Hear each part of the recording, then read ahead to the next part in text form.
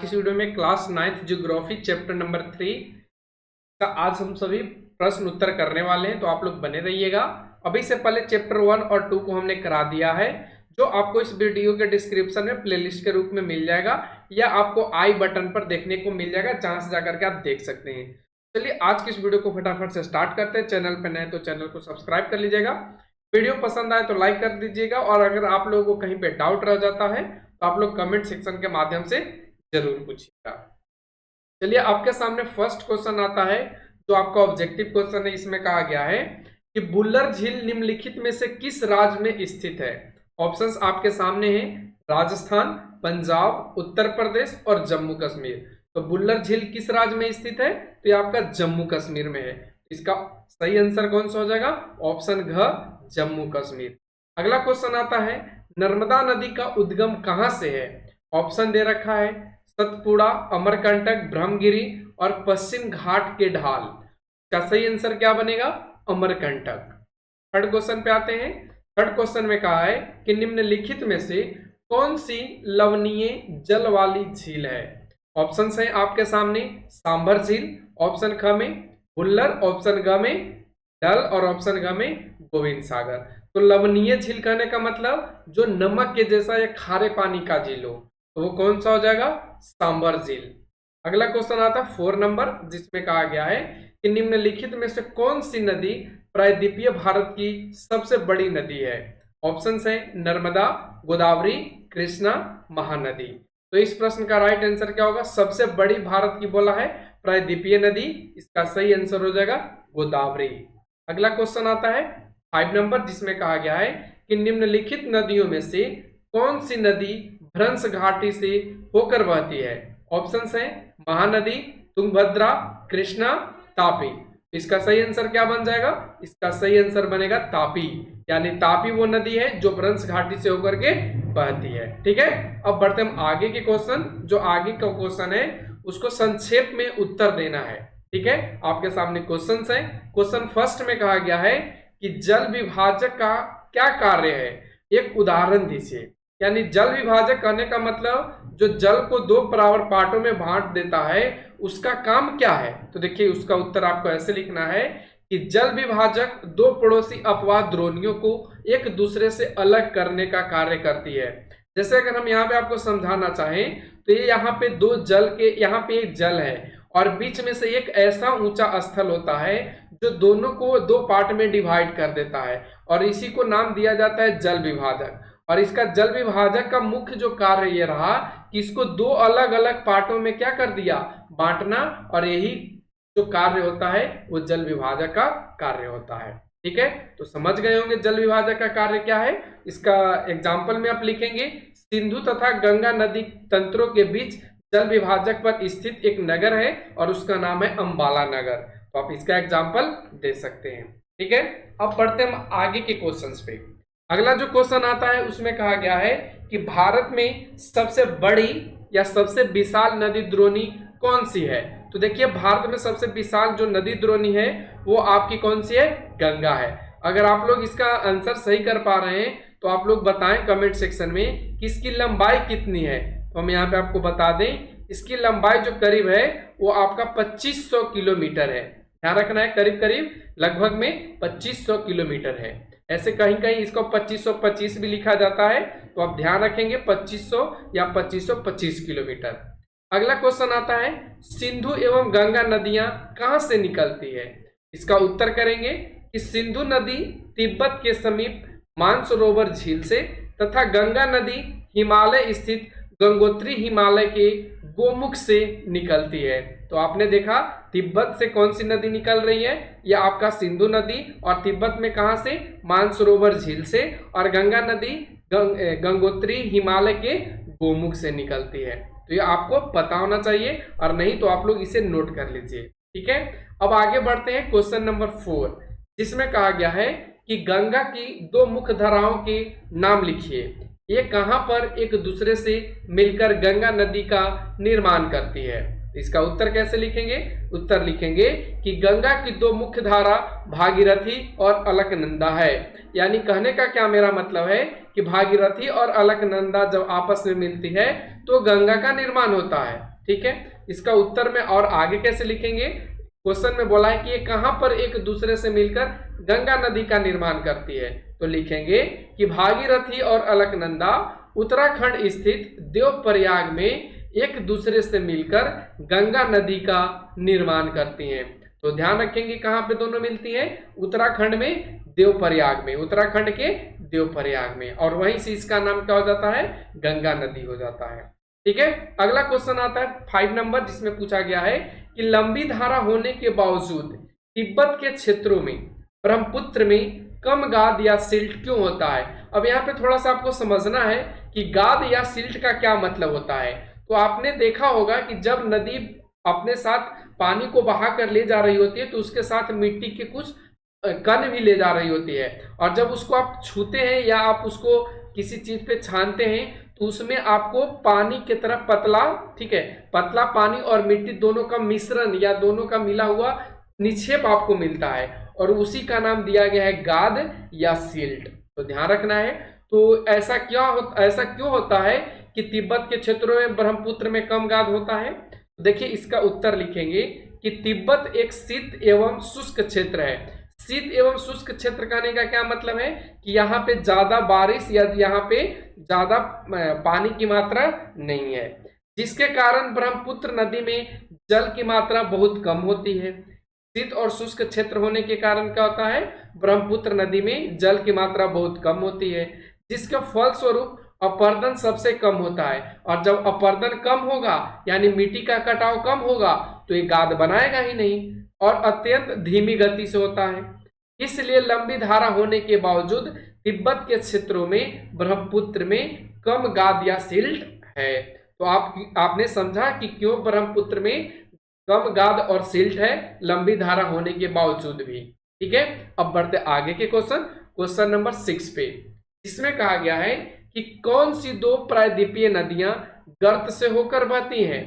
समुद्र में प्रवेश करने के पहले वे किस प्रकार की आकृतियों का निर्माण करती हैं, आकृतियों की निर्माण करती हैं? तो देखिए उत्तर में लिखेंगे कि नर्मदा और तापी दो ऐसे प्रायद्वीपीय नदियां हैं जो गर्त से होकर बहती हैं। और इसी में पूछा है समुद्र में प्रवेश करने से पहले वे किस प्रकार की आकृतियां का निर्माण करती हैं? तो ये नदियां यानी जो समुद्र में प्रवेश करने से पहले नर्मदा और तापी की बात करें तो पहले जलप्रपात बनाती है, डेल्टा, और फिर उसके बाद ज्वारनद मुख का निर्माण करती है। तो ये 3 तरीके की आकृतियां का निर्माण करती हैं, जलप्रपात, डेल्टा और ज्वारनद मुख। तो ध्यान रखना है, ज्वारनद मुख का कहीं कहीं नाम एस्चुअरी भी लिखा हुआ मिल जाता है, तो ध्यान रखना है एस्चुअरी या ज्वारनद मुख। अगला क्वेश्चन आता है 7 नंबर, जिसमें कहा गया है कि नदियों तथा झीलों के कुछ आर्थिक महत्व को बताइए। तो आइए जानते हैं नदियों और झीलों के कुछ आर्थिक महत्व क्या क्या हैं। तो देखिए उत्तर में हमने लिखा है कि नदियों तथा झीलों के आर्थिक महत्व निम्न है। इसमें आप फर्स्ट देखेंगे तो नदियों या झीलों पर बांध बनाएंगे और उसे जल से विद्युत का उत्पादन करेंगे और उसका नाम जल विद्युत परियोजना देंगे। ठीक है, सबसे पहला महत्व ये हो गया है आर्थिक, और जब जल विद्युत उत्पन्न होगा तो हम लोगों के लिए बहुत अच्छा होगा। ठीक है, फिर उसके बाद आता है इसके जल से यानी नदियों और झीलों के जल से कृषि के लिए सिंचाई, कल कारखानों के लिए जल की आपूर्ति करने में सहायता मिलती है। नौ संचालन कर व्यापार को सुदृढ़ करना होता है इन्हीं नदियों और झीलों के माध्यम से। नदियों द्वारा बहाकर लाए गए मिट्टी, यहाँ मिट्टी लिखा गया है, आप इसको थोड़ा सा चेंज कर लेंगे। ठीक है, यहाँ पे आप इसको मिट्टी कर लेंगे। ठीक है, तो नदियों द्वारा बहाकर लाए गए मिट्टी से उपज में बढ़ोतरी का होना, पर्यटन को बढ़ावा देना, इन सभी कारणों से हम कहेंगे कि नदियां और जो झील हैं आर्थिक रूप से महत्वपूर्ण है। ठीक है, अब बढ़ते आगे क्वेश्चन नंबर दीर्घ आ गया प्रश्न, दीर्घ उत्तरीय प्रश्न है, जो नीचे कुछ झील दिए गए हैं उनको प्राकृतिक और मानव निर्मित में बांटना है। तो देखिए ये सारे आपके झील हैं, आपके बुक में दे रखे हैं, और एक तरफ आपको क्या करना है, प्राकृतिक झील लिखना है, और सेकंड तरफ आपको मानव निर्मित झील लिखना है और इनमें से छांट करके लिख देना है। जैसे बुल्लर झील एक ऐसा झील है प्राकृतिक। प्राकृतिक कहने का मतलब जो गॉड के द्वारा बनाया गया है या जो अपने आप बना है, वो उसमें किसी भी प्रकार से मानव का कोई हस्तक्षेप नहीं हो, उसे प्राकृतिक कहा जाता है। और मानव निर्मित कहने का मतलब जो हम मनुष्यों के द्वारा बनाया गया हो, ऐसे जो झील होंगे उसको मानव निर्मित कहेंगे, या इसका नाम कहीं कहीं कृत्रिम झील के नाम से भी देखने को मिलेगा। कृत्रिम झील, दोनों का मतलब सेम ही होगा। तो बुल्लर झील, डल झील, नैनीताल झील, भीमताल, फिर लोकटाक, इसका कहीं कहीं नाम देखने को मिलेगा लोकटक, ठीक है, ये ध्यान रखना, लोकटक झील, ठीक है, कहीं कहीं लोकटाक का नाम लोकटक भी देखने को मिलेगा। फिर चिल्का और सांभर, और बाकी इधर गोविंद सागर, बारापानी, राणा प्रताप सागर, निजाम सागर, नागार्जुन और हीराकुंड, ये सभी जो है कौन से हैं, मानव निर्मित या कृत्रिम। अब बढ़ते हम आगे के क्वेश्चन नंबर 4 पे। क्वेश्चन नंबर 4 में कहा है कि हिमालय तथा प्रायद्वीपीय नदियों के मुख्य अंतरों को स्पष्ट कीजिए। यानी आपको यहाँ पे क्या करना है, एक तरफ हिमालय से बहने वाली नदियों के बारे में बताना है और दूसरी तरफ प्रायद्वीपीय नदियां हैं वो बताना है, और दोनों में क्या डिफरेंस है ये आपको भी बताना है। तो चलिए हम यहाँ पे उत्तर लिखते हैं, एक तरफ हिमालयी नदियां और एक तरफ प्रायद्वीपीय नदियां।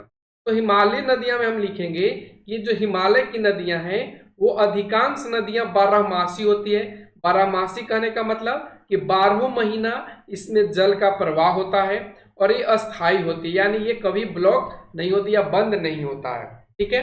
और इसमें 12 मास यानी 12 महीना यानी सालों भर जो पानी का फ्लो है वो होते रहता है। इसका वजह क्या है, तो ये जो हिमालय है वो ग्लेशियर के फॉर्म में है, और ग्लेशियर क्या होता है, पिघलता है, और जैसे वो पिघलेगा तो जल को बनाएगा और जल को फिर क्या करेगा, प्रवाहित करेगा, और इस वजह से हिमालय जो नदियां हैं वो 12मासी होती। लेकिन अगर वही प्रायद्वीपीय नदियां की बात करें तो ये अधिकांश जो इसकी नदियां हैं वो मौसमी है। एक दो को छोड़ करके अधिकांश जो इसकी नदियां हैं वो क्या है, मौसमी है, यानी मौसम के अनुकूल इसमें जलधारा की प्रवाह होती है। जैसे बरसात के दिन में ज्यादा होगा, गर्मी के दिन में भयानक गर्मी पड़ रहा है तो न के बराबर होगा, ठीक है। तो ये आपको ध्यान रखना। ये नदियां प्रवाह के क्रम में पर्वतों को काटकर गार्स का निर्माण करती हैं, यानी हिमालयी जो नदियां हैं ये किसका निर्माण करती हैं, गॉर्ज का निर्माण करती हैं। लेकिन प्रायद्वीपीय नदियां किसका निर्माण करती हैं, जलप्रपात की, डेल्टा की और ज्वारनद मुख की, ये 3 तरीके की चीजों को निर्माण करती है। हिमालय की नदियां लंबाई में अधिक होती है, जैसे आपकी गंगा नदी, ये हिमालय से निकलने वाली नदी है और ये भारत की सबसे बड़ी नदी है। और वही अगर हम हिमालयी नदियों की बात करें, प्रायद्वीपीय नदियों की बात करें, तो हिमालय नदियों की लंबाई की तुलना में प्रायद्वीपीय नदियों की लंबाई कम होती है। जैसे आप देख सकते हैं नर्मदा, तापी, गोदावरी, कृष्णा, इधर देख सकते हैं गंगा, यमुना, घाघर, और भी नदियां हैं, हमने यहाँ पे 1-2 को एग्जाम्पल के फॉर्म में समझाने की कोशिश की है, ठीक है। तो ये आपको ध्यान रखना है। अब हम बढ़ते आगे क्वेश्चन 5 नंबर, जिसमें कहा गया है कि प्रायद्वीपीय पठार के पूर्व एवं पश्चिम की ओर बहने वाली नदियों की तुलना कीजिए। यानी प्रायद्वीपीय पठार के पूर्व में नदियां बहती हैं और पश्चिम में नदियां बहती हैं, तो दोनों के बारे में बताना कि दोनों में क्या अंतर है। देखिए उत्तर में हमने लिखा है, एक तरफ पूर्व की ओर बहने वाली नदियां और एक तरफ पश्चिम की ओर बहने वाली नदियां। पूर्व की तरफ बहने वाली नदियां में हमने लिखा है कि ये जो नदियां हैं पूर्व की तरफ बहने वाली नदियां ये बंगाल की खाड़ी में गिरती है। ये नदियां अपने मुहाने पर डेल्टा का निर्माण करती है और ये नदियां बहुत गहरी नहीं बहती है। यानी गहरी नहीं बहने का मतलब ये ज्यादा गहराई वाली नदियां नहीं होती है। अगर पश्चिम की ओर बात करें तो ये नदियां अरब सागर में गिरती हैं। ये नदियां ज्वारनद मुख बनाती है। ये नदियां गहरे गर्त से होकर के बहती है। ये आपको दोनों में अंतर लिखना था, पूर्व की ओर बहने वाली नदियां और पश्चिम की ओर बहने वाली नदियां। अब बढ़ते हम लोग क्वेश्चन नंबर 6 पे। 6 में कहा है कि किसी देश की अर्थव्यवस्था के लिए नदियां महत्वपूर्ण क्यों हैं। तो देखिए अगर हम लोग अपना हिस्ट्री देखें, अपना इतिहास देखें, तो हम लोगों को यह महसूस होता है या यह पता चलता है कि जितनी भी संस्कृतियां हैं, चाहे वो हड़प्पा सभ्यता हो, जितने प्रकार की भी सभ्यता हो, वो सभी नदी घाटी के किनारे यानी नदी के तट पर ही क्या है, फला फूला है। और नदी के तट तट पे बसे जो क्षेत्र है वो बहुत ही उपजाऊ है या बहुत ही समृद्धशाली है। जैसे अगर हम बात करें तो बहुत ऐसे शहर हैं जो नदियों के किनारे बसे हैं। इन सभी का रीजन क्या है, आइए बारी बारी से जानते हैं। तो देखिए उत्तर में हमने लिखा है कि नदियों द्वारा बहाकर लाई गई उपजाऊ जलोढ़ मृदा के रूप में ये नदियां महत्वपूर्ण होती हैं अर्थव्यवस्था के लेकर के। नदियों के माध्यम से कृषि में सिंचाई करने के लिए जल उपलब्ध कराकर, नदियों के माध्यम से नौ संचालन के द्वारा व्यापार वाणिज्य में वृद्धि कर, नदियों के अतिरिक्त जल से जल विद्युत बनाकर, नदियां यहाँ पे नदियां होना चाहिए था, नदियां अपने आसपास के क्षेत्र में जलवायु की गुणवत्ता में सुधार लाकर। अतः उपरोक्त तथ्यों से हम कह सकते हैं कि किसी देश की अर्थव्यवस्था में नदियां महत्वपूर्ण। तो आपको इस तरीके से आंसर कर लेना है, ठीक है। अब बढ़ते हम आगे के क्वेश्चन जो आपके मानचित्र वाला है। तो आइए मानचित्र को भी बहुत अच्छे से देख लेते हैं। इसमें फर्स्ट क्वेश्चन कहा गया है कि भारत के मानचित्र पर निम्नलिखित नदियों को चिन्हित कीजिए और उनके नाम लिखिए। यानी आपको बताना है कि कहाँ पे गंगा है, सतलुज है, दामोदर है, कृष्णा, नर्मदा, तापी, महानदी, दिहांग। तो आइए बारी बारी से यहाँ पे देख लेते हैं। तो ये आपके भारत का मैप रहा, जिसमें आप देखेंगे तो ये वाले क्षेत्र पे देखिए आपका गंगा का फ्लो हो रहा है, ठीक है। ये यहाँ पे आकर के गंगा मिल रही है, ये पूरा गंगा वाला एरिया हो गया, ठीक है। फिर आप सतलज को देखेंगे, यहाँ पे आपको देखने को मिलेगा सतलज, देख रहे हैं, और फिर इधर आकर के गिर जाती है, सतलज रिवर हो गया। अब दामोदर रिवर को देखें तो दामोदर रिवर आपको यहाँ पे देखने को मिलेगा, ठीक है, दामोदर रिवर। फिर उसके बाद देखें कृष्णा नदी, कृष्णा नदी कहाँ पे है, तो आप देख पाएंगे कृष्णा नदी इस जगह पे है, यहाँ पे देखेंगे आप कृष्णा नदी ये है, ये है आपकी कृष्णा नदी। फिर आप उसी तरीके से अगर देखना चाहें कृष्णा के बाद, ठीक है, नर्मदा, नर्मदा कहाँ पे है, तो आप ये देखेंगे नर्मदा, ठीक है, ये आप नर्मदा को देख लेंगे। फिर उसके बाद तापी, तापी यहीं पे है, ये आपका तापी नदी रह गया। फिर उसके बाद आपको देखना है महानदी, तो महानदी आप इस क्षेत्र में देखेंगे यहाँ पे, ठीक है, ये आपके महानदी है। फिर दिहांग, तो दिहांग आपको देखने को मिलेगा यहाँ पे, ठीक है, यहाँ पे दिहांग देखने को मिलेगा ये वाले एरिया में, ठीक है। तो इस तरीके से आप सारे मैप के माध्यम से देख लें कि कहाँ पे कौन सी रिवर है और किस जगह इसे चिन्हित करना है। अब बढ़ते हम आगे क्वेश्चन नंबर 2 में कहा है मानचित्र का ही कि भारत के रेखा मानचित्र पर निम्नलिखित झीलों को चिन्हित कीजिए तथा उनके नाम लिखिए। तो आप देख पाएंगे कि चिल्का झील, चिल्का झील आपको कहाँ देखने को मिलेगा, उड़ीसा वाले क्षेत्र में, तो यहाँ पे आपको चिल्का झील देखने को मिल जाएगा। फिर उसी तरीके से सांबर झील, सांबर झील आपको यहाँ राजस्थान वाले एरिया में देखने को मिल जाएगा। फिर है आपका बुल्लर झील, तो बुल्लर झील आपको जम्मू एंड कश्मीर वाला एरिया में मिल जाएगा, ठीक है। अब उसके बाद पुलिकट झील, तो पुलिकट झील आपको इस एरिया में देखने को मिल जाएगा, यहाँ पे पुलिकट झील। और उसी के ऊपर हल्का जाएंगे तो यहाँ पे आपको कोलेरू झील देखने को मिलेगा इस जगह पे। तो आप बारी बारी से सारे झीलों को यहाँ पे देख लिए और मैप में आपको कैसे लिखना है, कहाँ पे दिखाना है, ये भी चीज हमने आपको समझा दिया। अब बढ़ते आगे, जो आपके क्रियाकलाप दे रखा है, वर्ग पहेली दिया है, उसको हल करना है।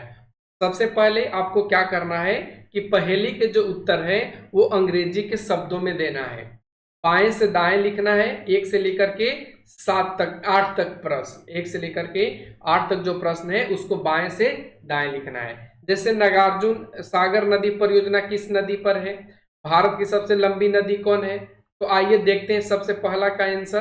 तो देखिए सबसे पहला का आंसर क्या दे रखा है, नागार्जुन सागर नदी परियोजना किस नदी पे है, तो पहला का आंसर देखेंगे ये कृष्णा नदी है, सेकेंड का गंगा है, थर्ड का ब्यास है, 4 का तापी है, 5 का दामोदर है, 6 का सतलज है, फिर 7 का ब्यास है और 8 का आप देखेंगे गोदावरी। जैसे प्रायद्वीपीय भारत की सबसे लंबी नदी ये गोदावरी हो जाएगा 8 नंबर में, बाएं से दाएं लिखना था।